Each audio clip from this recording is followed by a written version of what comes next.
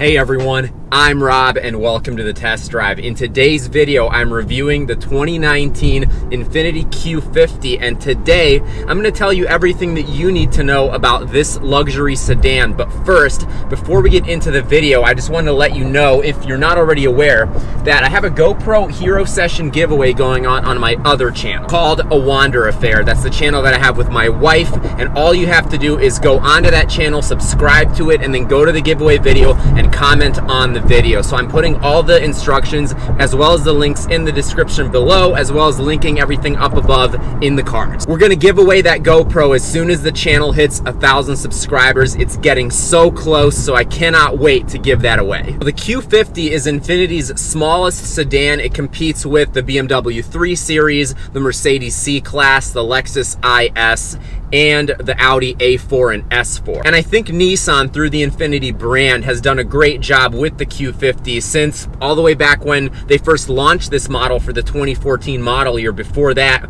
you had like the G35, G37, you had those vehicles, and it was a huge step up moving from that to the Q50. However, the Q50 largely has not changed since the 2014 model year. It's going into the 2020 model year, where it again is not going to be changed. And while it's aged well, it is starting to age quite a bit. The Q50 starts at right around $35,000, which is honestly, at least in my opinion, kind of a bargain to get into a car in this class. And for that $35,000, you get into what Infiniti calls the pure model. That's essentially the base model of the Q50. Above that, you have the Luxe, which is what I'm driving today. You also have the Sport, and then you have the Red Sport 400 at the highest level. The 400 being because it puts out 400 horsepower at that level. Like in every other review, we're going to start with the exterior of the 2019 Infiniti Q50, and I have to say that I really like the design of this car, and even though it's going into its 7th model year, I still really like the way that it looks. I think it looks very aggressive from the front. I love the look of the headlights. It has a pretty mean stance. Then from the side, it looks very nice, very elegant. You have these 18-inch wheels that come standard on the Luxe model. It's interesting because basically you get 17s in the base pure model, 18s in the Luxe, and then you get 19s once you step into the Sport. But the wheels on this car do look very good. And then from the rear, I have to say that this car looks good, and it doesn't look like it's going into its 7th year. I like the look of the taillights. I also love the dual exhaust, and I like that you have these larger exhaust tips, look really sporty. And there are a couple additional options you can get from the factory. You can get some other trim pieces and some spoiler options. This car doesn't have any of that, but it still looks really good in my opinion. However, I feel like the competition has really stepped up their game in the last couple of years, and the cars that are coming out now from Infiniti's competitors are just starting to look newer than the Q50. Even though the Q50, again, still looks good, it doesn't look old. It's just that some of the new competitors just look newer. Then when you get to the interior of the Q50, this is a really nice place to be. I'm happy to see that there is very little hard plastic in the interior of this car. You have soft touch surfaces everywhere. You have a pretty nice aggressive steering wheel. It's not the softest steering wheel, but it does feel pretty good. The Pure and Luxe trim levels come with this leatherette seating surface, which I'm actually surprised is leatherette because it's really nice for a leatherette, and most people probably wouldn't even realize that this is not real leather. It's very soft. It looks very good. I also love how they designed the doors on the inside of the Q50. I think this looks really nice, and it feels really nice. It just makes it look a little bit more expensive. And while you don't get a black headliner standard in this trim level, you do get a sunroof standard, which is really nice. Just opens this car up, makes it feel a little bit bigger. But you have a ton of room in the Q50. The space is laid out really well. The driver and front passenger have plenty of room. And then the back seat is actually pretty big for this car class. I'm 6 feet tall, and I have no problem sitting behind myself. And then you have a pretty large trunk as well. And interestingly enough, it looks like the base pure model doesn't actually come with 60-40 split rear seats, which is kind of weird. You can't fold down the back of the rear seats to put a larger item into this car. However, at the Luxe and above level, you do have that. And while I like this interior a lot, I have to say that the new BMW 3 Series definitely has a better interior. The Mercedes C-Class, I think, also has a better interior.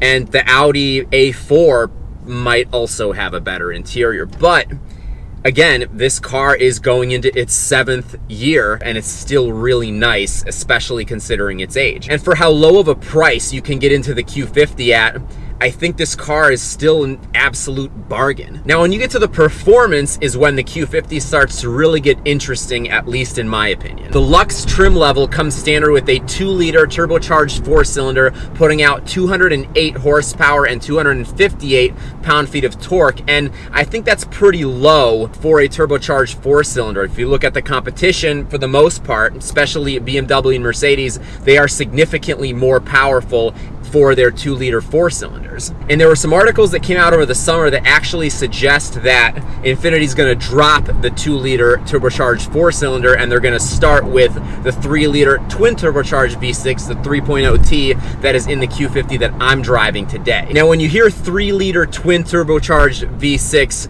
you expect a pretty powerful engine, or at least I do. And not that this one is underpowered, but it puts out 300 horsepower and 295 pound-feet of torque, and that's not a lot considering there are many naturally aspirated V6s that put around that amount of power out. Or like if you look at the BMW M340i, it puts out over 380 horsepower from a single turbocharger. Now, while this engine is what you get in the Lux and Sport models, the Red Sport 400 has a higher output version of this engine, still 3 liters, still twin turbocharged, still a V6, but it puts out 400 horsepower and 350 pound-feet of torque, and that engine is a lot of fun. But I have to say that even this one at 300 horsepower and 295 pound-feet of torque is a lot of fun, and it is pretty quick. Now, the other thing that I love about the Q50 is that it comes in either rear-wheel drive or all-wheel drive, and even the all-wheel drive Q50s are rear-wheel drive biased. So unlike a lot of platforms that are front-wheel drive based, the Q50 isn't, and I absolutely love that. And the one that I'm driving is actually a rear-wheel drive Q50, and that's actually a lot more fun because you can get quite a bit of wheel spin even when you're moving. Like if you're going 10 to 20 miles an hour and then you just stomp on the gas, you can get wheel spin while you're moving. The Q50 also rides really nicely, and it's a very comfortable car to take on a long trip. I actually drove it for 7 hours straight today, and it was a very comfortable, rode very nicely, absorbs bumps pretty well, and it also handles pretty well too. It's kind of a nice balance in between sporty but also comfortable. All Q50s come standard with a 7-speed automatic transmission. You have several different driving modes, and the only ones I suggest driving in are standard and sport.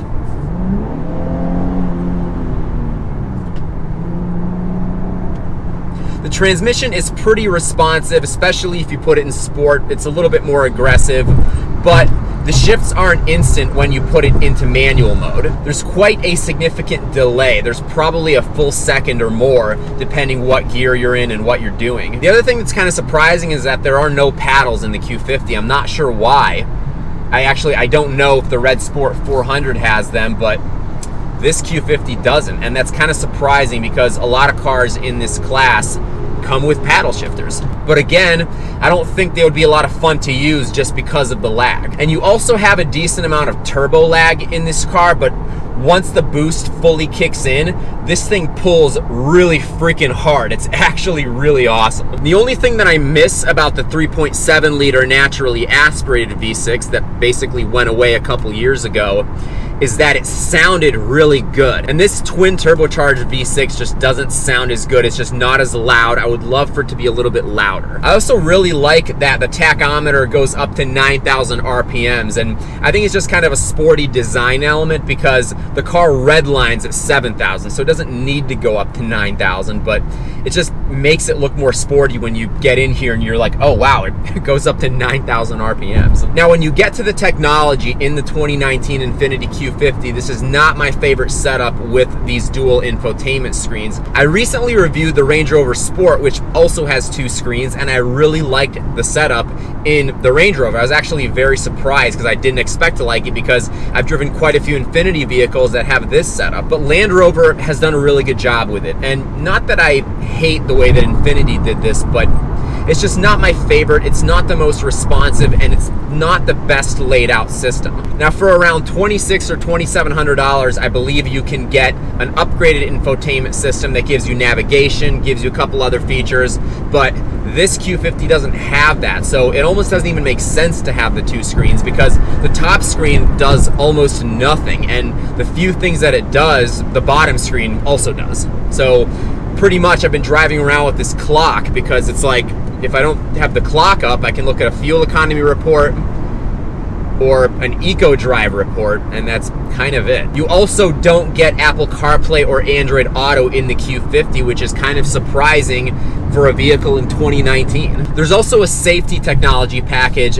that is really cheap as well. It's not even $2,000, and it's amazing what you can get for the price. This Q50 does have a frontal collision warning system standard though, which I really like, and it's interesting that that's really the only safety feature it has. It does have a backup camera, but it doesn't have parking sensors with it, so it doesn't beep or anything as you get close to stuff, which is fine. At the end of the day, it doesn't really matter to me. You also get keyless entry and push button start standard in this car. You don't get heated seats or a heated steering wheel standard, although that upgrade is also very inexpensive. I believe that's part of the technology essentials package. That's again not even $3,000 and gives you a bunch of other features too. While the Q50 is definitely starting to show its age going into the 2020 model year, it's aged pretty well, and I still think it's an absolute bargain at this price point. You can get a really nice, well-equipped, relatively powerful sedan for right around $40,000 if you want. And that's really where I think that the Q50 shines. You do get a lot of car for the money. So I hope you enjoyed this review. Once again, I'm Rob. This is the test drive. If you like this video, please give it a thumbs up, and please hit that subscribe button so you don't miss out on any awesome upcoming videos. I have so many more reviews in the works. I have a bunch of modifications that are in the works as well for my 440i, and so many more videos coming. So make sure you subscribe so you don't miss out on anything. Thanks again for taking this test drive with me, and I'll talk to you soon.